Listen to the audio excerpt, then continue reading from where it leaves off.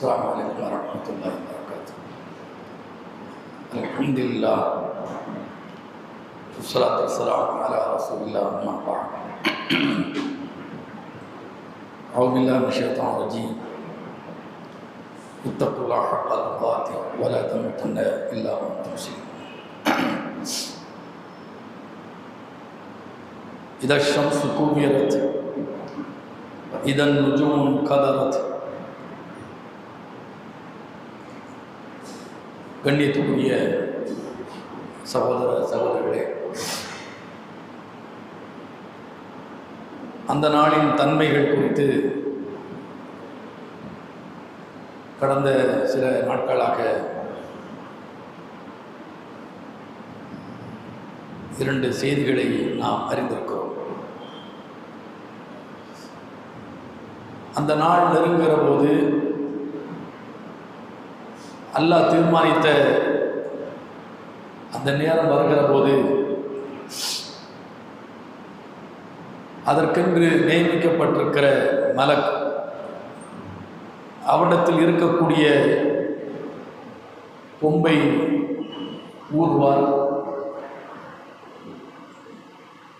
முதல் ஊதுதல், இரண்டாம் ஊதுதல் என்று இரண்டு ஊதுதல் நடைபெறும். இரண்டு ஊதுதலுக்கும் இடையில் அவகாசம் என்ன என்ற கேள்விக்கு அல்லாஹ்வுடைய தூதர் அவர்கள் 40 என்று மட்டும் சொன்னார்கள் என்பதை நேற்று நாம் அறிந்தோம். முதல் ஊதுதலில் இந்த உலகத்தினுடைய கட்டமைப்பு அல்லாஹ் வானம் பூமி இவைகளுக்கு மத்தியில் இருக்கின்ற அத்தனையுமே 6 நாட்களில் படைத்ததாக திருக்குறானில் சொல்லி காட்டுகிறார். அப்ப இந்த கட்டமைப்பு அது கொலைய ஆரம்பித்துவிடும். ஒன்றுக்கு ஒன்றாக ஒவ்வொன்றுக்கு பின்னர் ஒன்று நடக்க ஆரம்பித்துவிடும். என்ன நடக்கும் என்பதை அல்லாஹ் திருக்குறானிலே சொல்லி காட்டுகிறார். இத ஷம்சு கூவியரத் சூரத்து தக்வீர் என்ற அத்தியாயத்தில் சூரியன் சுருட்டப்படும் அப்படின்னு அல்லாஹ் சொல்றார். பாயமடக்கிற மாதிரி அல்லாஹ் சூரியன் என்ன செய்வான்? மடைக்கிறோம். இப்போ அதனுடைய வேலை முடிஞ்சாச்சுன்னு அர்த்தம். அதான் தாய்கோள் என்று நாம் சொல்லி காட்டுகிறோம். அறிவியலாளர்கள் அதுதான் தாய்கோள் சொல்றாங்க. அதை சுற்றித்தான் ஏனைய கோள்களும் நட்சத்திரங்களும் உலகில் சுற்றி கொண்டிருக்கின்றன, சூழ்ந்து கொண்டிருக்கின்றன. கண்ணுக்கு தெரியாத அதை விட பிரம்மாண்டமானவைகள் எல்லாம் என்ன நட்சத்திரங்களாக கோள்களாக இருக்கின்றன. அப்படி இருக்கிற போது முதலாவதாக சூரியனை அல்லாஹ் என்ன செய்வான்? சுருட்டி விடுவான். சூரியன் சுருட்டப்பட்டு விட்டால் அதனுடைய ஒளியை பிரதிபலிக்கின்றவைகள் தான் மற்றவைகள். நட்சத்திரமாக இருந்தாலும் சரி அல்லது சந்திரனாக இருந்தாலும் சரி, எல்லாமே அதனுடைய ஒளியை வாங்கித்தான் என்ன செய்கிறது? பிரதிபலிக்கின்றன. அதற்கென்று சுயமான ஒளி கிடையாது. சூரியனுக்கு மட்டும்தான் சுயமான ஒளி.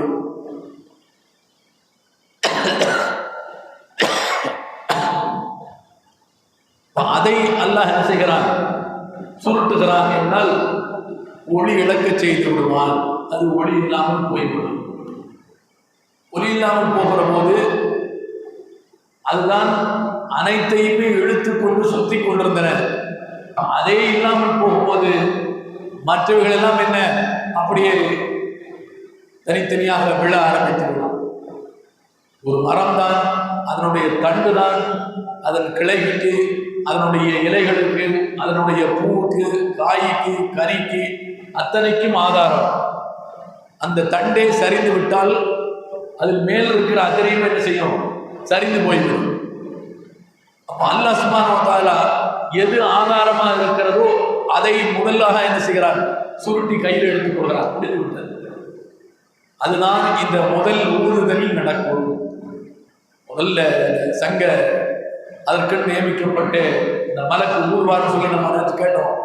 வாயில் வச்சுக்கிட்டே இருக்காரு, அல்லாஹ்வுடைய அரசை பார்த்து கொண்டே இருக்கிறார். எப்போது கட்டளையிடப்படுவோம் என்று பயந்து கட்டளைக்காக காத்து கொண்டிருக்கிறார். என்று அல்லாஹ் சொல்லிவிட்டால் அடுத்த வினாடி அவர் என்ன செய்வாரு? ஊதிடுவாரு. ஊதின உடனே இந்த சூரியன் சுருட்டப்படும் என்பதை அல்லாஹ் சுப்ஹானஹு வ தஆலா சொல்லி காட்டுகிறார்.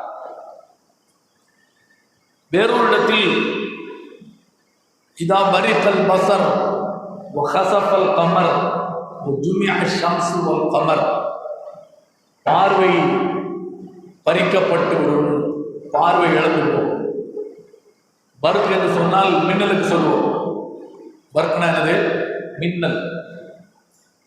மின்னலை பார்க்கக்கூடாதுன்னு சொல்றாங்க. ஏன் சொல்றாங்க?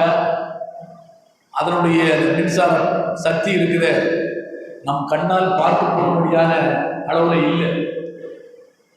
ஒரு அளவுக்கு தான் இந்த ஃபோக்கஸ் லைட்டை பார்க்கலாம். கிட்ட கொண்டு வந்து என்ன பார்க்க முடியுமா? முடியாது. ஏன்? இந்த கண்ணுடைய சக்தி அவ்வளவுதான். இதை மிஞ்சியது அந்த ஃபோக்கஸனுடைய லைட் பவர். இதை விட எத்தனை கோடி மடங்கு. அப்ப அத்தனை கோடி மடங்குல அந்த மின்னல் அடிக்கிற போது அதை நிச்சயமாக நம்ம கண்ணா என்ன செய்ய முடியாது, பார்க்க முடியாது. அப்படின்னு முரண்டு பிடித்து விடுவோம். பார்க்கறான்னு வைங்க, அவன் பார்வை போயிடும். பார்க்கறவா இல்லையா? பார்வை போயிடுது. பெரிய 100 ஆண்டு கால ஆளவில்தான் இருந்த மரம் என்ன செய்து எரிஞ்சு போகுது. எத்தனை பேர் மின்னல் தாக்கி செத்து போறாங்க. இதெல்லாம் நடக்குது.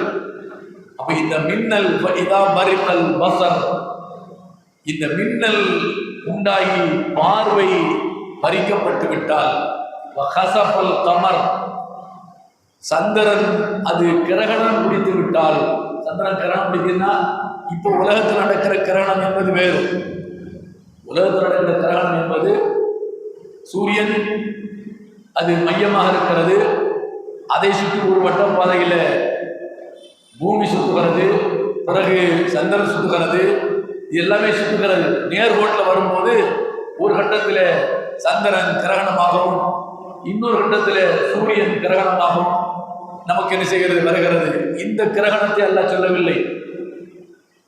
ஹஸஃபல் கமர், சூரியனுடைய அந்த ஒளி பிடுங்கப்பட்டு விட்டால், சூரியன் சுற்றப்பட்டு விட்டால் சந்திரன் அமாவாசை ஆயிடும்.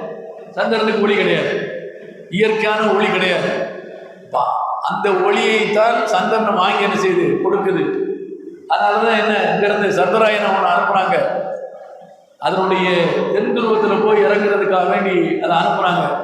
தென் துருவத்தில் 14 நாளைக்கு சூரியனுடைய ஒளியை அந்த சந்திரன் என்ன செய்யும்? வாங்கி கொள்ளும். வாங்கி கொள்ளும் போது இவன் அனுப்புற அந்த ராக்கெட் என்ன செய்யும்? அந்த வெளிச்சத்தில் தனக்கு தேவையான சக்தியை சூரியனிடமிருந்து எடுத்து அதில் இருக்கக்கூடிய அந்த மிஷின்கள் எல்லாம் என்ன செய்யும்? வேலை செய்யும். அதை கனெக்ட் பண்ணி தான் என்ன செய்யறான்? அங்கிருந்து அனுப்புறான். சரியா 14 நாள் சூரிய ஒளியில சந்திரன் சூரிய ஒளி விழும்போது இந்த சந்திராயன் மீது அது என்ன செய்ய விடணும்? இந்த 14 நாள் அது தன்னுடைய வேலையை செஞ்சு என்ன செய்யணும்? முடிச்சிடணும். அப்படி சொல்லி கணக்கு பண்ணி என்ன செய்யறான்? அனுப்புறான். 14 நாள் வேலை செஞ்சது, 15ஆம் நாள் அமாவாசை, 16ஆம் நாள் என்ன? சூரியன் அந்த சந்திரனில் ஒளி விழாமல் வேறு திசைக்கு போய்விட்டது. தெற்கு திசையில் இருந்தது வடக்கு திசைக்கு போய்விடும். அப்போ தெற்கு திசையில ஒளிச்சம் இருக்காது. அப்ப அவன் அனுப்பின சந்திரன் ஜோலி முடிஞ்சு போச்சு, அவ்வளவுதான். ஏன்? அது எத்தனையோ டிகிரி பனி அந்த இடத்துல என்ன செய்யும்? விழ ஆரம்பிக்கும். பனி உண்டாச்சுன்னு சொன்னா அதை தாங்கிக் கொண்டு எதிர்த்து போராடி மீண்டும் தன் வேலையை செய்யக்கூடிய அளவுக்கு அந்த சந்திரயானுக்கான சக்தி இல்லை, அந்த ராக்கெட்டுக்கான சக்தி இல்லை. அந்த குழுவில் அது என்ன? அது ஒன்றும் இல்லாமல் சேர்ந்து போயிடும். அதனால அந்த 15 நாள் வேலைக்கு ஆடி இத்தனை கோடியை செலவழித்து இங்கிருந்து என்ன செஞ்சாங்க? அனுப்புனாங்க. அப்போ சூரியனையே அல்ல சுருட்டி விட்டால் மொத்த சந்திரனும் 14 நாள், பௌர்ணமி 14 நாள் என அமாவாசை என்கிற இந்த ஏற்பாடே இல்லாமல் போயிடும். வளர்பிறை தேய்பிறைங்கிறது இல்லாமல் போயிடும். மொத்தம் என்ன? அமாவாசை தான். அதைத்தான் அல்ல இதா ஹஸஃபல் கமர், சந்திரன் கிரகணம் பிடித்து விட்டால் அந்த நாளில் ஒரே கிரகணம் தான், அமாவாசையாக தான் இருக்கும். ஜுமியா ஷம்ஸ் வல் கமர். இப்ப என்ன செய்வான் அல்லாஹ்? சூரியனையும் சந்திரனையும் ஒன்றோடு ஒன்று மோத விட்டு விடுவான், ரெண்டே ஒன்னாக்கிடுவான்.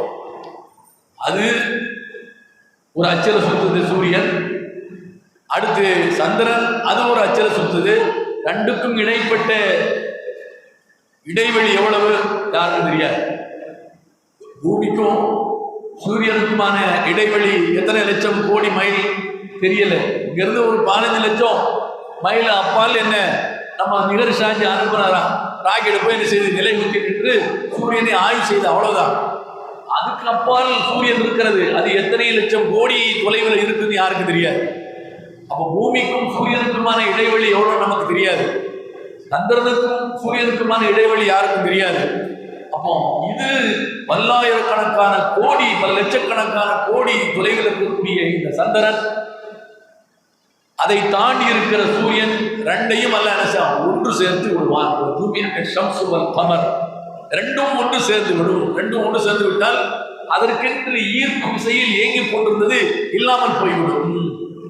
அந்த பவர் என்ன இல்லாமல் போய்விடும் என்று அல்லாஹ் சொல்வது. எல்லாமே எதை தொடர்ந்து நடக்கும்? சங்கு ஊதலுக்கு பிறகு இது நடக்கும். முதல் சங்கு ஊதலுக்கு பிறகு இது நடக்கும் என்பதை அல்லாஹ் சுப்ஹானஹு வ தஆலா என்ன சொல்லி காட்டுகிறார். நபிகள் நாயகம் ஸல்லல்லாஹு அலைஹி வஸல்லம் அவர்கள் இதை குறித்து சொல்கிற போது 3200வது ஹதீஸ், ஒரு ஹதீஸ் அபூ ஹுரைரா அவர்கள் அறிவிக்கின்றார்கள். قال الشمس والقمر مكبران يوم القيامة. மறுமை நாளில் இந்த ஷம்சும் கமரும் சூரியனும் சந்திரனும் அது சுருட்டப்பட்டு விடும் அப்படின்னு நபிகள் நாயகம் சொல்றாங்க. அல்லாஹ்வே சொல்லிவிட்டான். அல்லாஹ் சொன்னதற்கு விளக்கமாக அல்லாஹ்வுடைய தூதர் என்ன சொல்றாங்க? சூரியனையும் சந்திரனையும் அல்லாஹ் சுருட்டி விடுவான், பாய சுருட்டுற மாதிரி அல்லாஹ் சுருட்டிடுவான். அப்ப அதற்கான வேலை முடிஞ்சாச்சு. அப்ப இவைகள் எல்லாமே சுருட்டப்பட்டு விட்டால் மற்ற அதை சுற்றி இருக்கிற அத்தனையுமே என்ன ஒன்றுமில்லாமல் போகும் என்பதை அல்லாஹ் முதல் கட்டமாக நடைபெறக்கூடியதை சொல்லி காட்டுகிறார். நபிகள் நாயகம் ஸல்லல்லாஹு அலைஹி வஸல்லம் அவர்களும் முதல் சங்குக்கு பிறகு நடைபெறக்கூடியது இதுதான் என்பதை நபிகள் நாயகம் ஸல்லல்லாஹு அலைஹி வஸல்லம் அவர்கள் என்ன செய்றாங்க? நமக்கு சொல்லி காட்டுறாங்க. அடுத்தது நபிகள் நாயகம் ஸல்லல்லாஹு அலைஹி வஸல்லம் அவர்கள் சொல்லக்கூடியது என்னன்னு சொன்னா, அபூ ஹுரைரா ரலியல்லாஹு தஆலா அவர்கள் அறிவிக்கிறார்கள். قال يطبع الله الارض يوم القيامه ويطوي السماء بيمينه ثم يقول انا الملك اين ملوك الارض என்று அல்லாஹ் கேட்பான். நபிகள் நாயகம் சொல்றாங்க, அபூ ஹுரைரா அறிவிக்கிறார்கள். புகாரியில 7382வது ஹதீஸ். قال يطبع الله الارض. அல்லாஹ் மறுமை நாளில் பூமியை கையில் எடுத்துக் கொள்வான். சின்ன பிள்ளைங்க நீங்க நாம பேஸ்கெட் பால் இருக்கா இல்லையா, கூடை பந்து எடுத்து கையில் என்ன செய்வோம்? விளையாடுவோம். அல்லது கால் பந்து எடுத்து கையில் என்ன செய்வோம்? விளையாடுவோம். கற்பனை பண்ணிக்கிடுங்க, அந்த பந்து தான் என்ன? பூமி. அந்த பந்து தான் என்ன? பூமி. அல்லாஹ் அந்த பூமியை அல்லாஹ் பூமியை கையில் எடுத்துக் கொள்வான். பூமியை அல்லாஹ் கையில் எடுத்துக் கொள்வான். கையில் எடுத்துக் கொள்வான் என்று சொன்னால்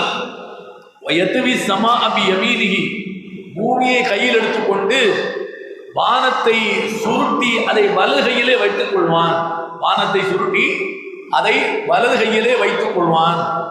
சும்மா எப்போல் அவன் மொத்தத்துக்குமே இல்லை, எல்லாம் கைக்கு போயிடும். மொத்த பிரபஞ்சமும் அல்லாஹ்வுடைய கைக்கு போயிடும். அல்லாஹ்வுடைய கைக்கு போனதுக்கு பிறகு அல்லாஹ் தன்னுடைய அந்த பிரம்மாண்டத்தை என்ன செய்கிறான்? அங்கு உணர்த்தி காட்டுவான். என்ன உணர்த்தி காட்டுவான்? அனல் மலிக், இப்ப நான் தான் அரசன், இப்ப நான் தான் அரசன். ஐன முழுக்குள் ஆறும், இந்த பூமியில இருந்த நான் அரசன், நான் மன்னன், நான் ஜனாதிபதி, நான் பிரதமர் என்று ஆணம் பிடித்த அனைந்தவர்கள் எங்கே என்று அல்லாஹ் கேட்பான். மொத்தத்துக்கு எல்லாத்தையும் சொல்லியாச்ச. ஒரு அரசன் இந்த பூமியில் இருக்க முடியாது, ஒரு ஜனாதிபதியும் ஒரு பிரதமர் இருக்க முடியாது, 100 மன்னர் இருக்க மாட்டான், ஒருத்தர் இருக்க மாட்டான், ஒருத்தரும் இருக்க மாட்டாங்க. அல்லாஹ் மட்டும்தான் என்ன, நான் மட்டுமே என்ன அரசன் என்று சொல்லுவான். அப்போ வானத்தை சுருட்டி வலது கையிலும் பூமியை கைப்பற்றி இடது கையிலும் வைத்துக் கொண்டு யார் அரசன் இப்ப சொல்லுங்க அப்படின்னா யார் அந்த சொல்லுறதுக்கு இருக்கா? எல்லாமே சுருட்டி நம்ம உள்ள போயிருவோங்க. பாயை சுற்றும் போது எப்படி பாய்க்குள்ள தலையணையும் போர்வையும் சேர்ந்து சுருட்டி உள்ள போயிருமோ அது மாதிரி மொத்த பிரபஞ்சமும் சுருட்டப்பட்டு அவன் கைக்குள் போனதுக்கு அப்புறம் நான் தான் அரசன், நான் தான் பிரதமர் சொல்ல முடியுமா? முடியாது என்பதை நபிகள் நாயகம் ஸல்லல்லாஹு அலைஹி வஸல்லம் அவர்கள் நினைச்சாங்க, சொல்லி காட்டுறாங்க. இது அடுத்தது நடக்கும். சூரியன் சுருட்டப்பட்டதற்கு பிறகு வானம், அதாவது சந்திரன் சுருட்டப்பட்டதற்கு பிறகு அடுத்தது நடக்கும்.